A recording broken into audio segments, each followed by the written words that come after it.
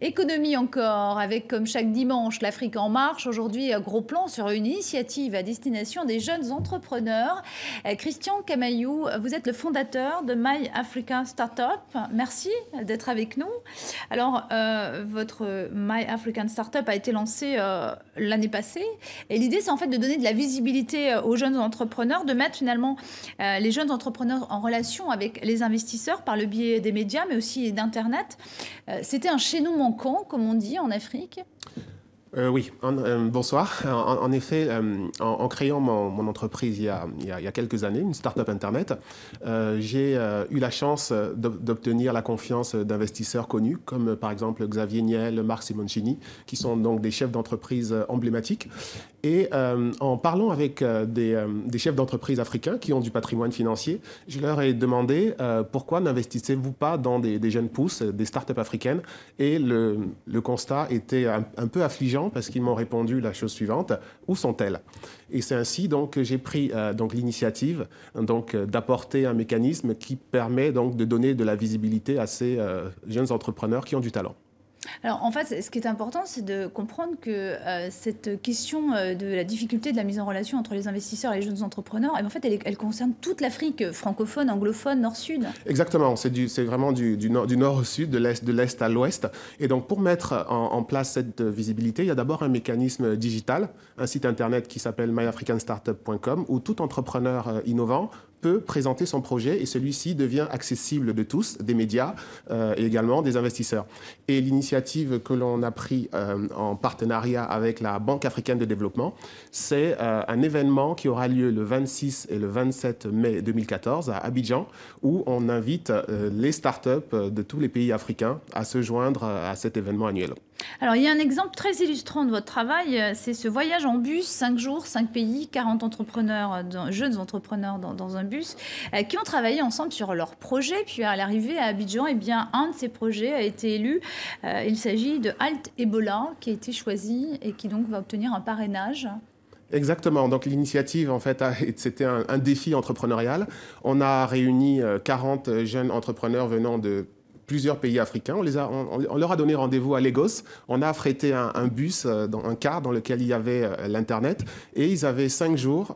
Ils ont parcouru 5 pays pour arriver à Abidjan et présenter... Et l'idée de les mettre tous dans un même bus, c'est pour qu'ils travaillent ensemble, pour les obliger à travailler exactement. ensemble. Donc le car, pendant 5 jours, agissait comme un incubateur. Donc, ils sont entrés dans le car avec une idée de création d'entreprise. Et 5 jours après, ils ont présenté leur concept viable devant des médias et des investisseurs. Alors là, on a parlé du fait que vous voulez mettre en relation les investisseurs avec les jeunes entrepreneurs. Mais comment expliquer qu'en fait, le secteur bancaire se désintéresse autant des jeunes entrepreneurs, hein? Alors, les banques... Ils ne sont pas très présents. Non, les banques s'intéressent aux entrepreneurs, sauf qu'il y a un stade... qui est favorable aux banques. C'est le stade dans lequel l'entreprise commence à générer des revenus. Ce qu'il faut, ce sont des investisseurs qui arrivent en amont, au stade du concept, pour pouvoir donner le carburant nécessaire pour que l'entreprise puisse générer des revenus et que leur projet devienne bancable. Et dans ce cas, les banques pourront intervenir. Alors, vous faites partie de cette génération qui a fait de grandes études en France et qui repart investir en Afrique. Pourquoi ce choix ?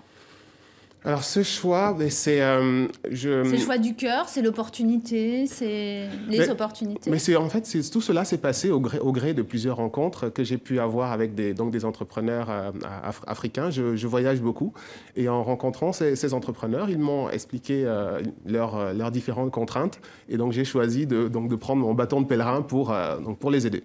Alors par exemple, l'école de commerce HEC, pour ne pas la nommer, l'école que vous avez suivie, bien sûr que vous avez faite, vous a demandé de faire quelque chose pour faire mieux connaître l'Afrique. Comment est-ce que vous expliquez cet engouement autour de l'Afrique?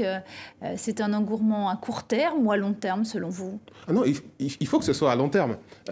Donc, il y a un engouement tout simplement parce que les indicateurs sont au vert d'un point de vue économique. Il y a une croissance avérée, d'une part, mais je pense qu'il faut que l'engouement tiennent sur la durée, parce que dans une économie de marché, tout est basé sur la confiance. Il faut un certain degré d'optimisme pour que les investisseurs puissent s'engager dans des projets Mais justement, viables. est-ce que les États jouent le jeu de la croissance? Est-ce qu'ils mettent en place les infrastructures, enfin tout ce qu'il faut pour que la croissance perdure en Afrique? Je pense que les États...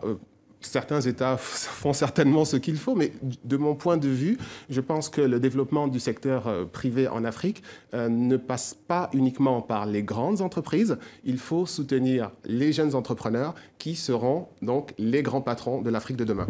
Merci beaucoup, Christian Camaïou, d'être venu répondre à nos questions sur le plateau de TV5 Monde.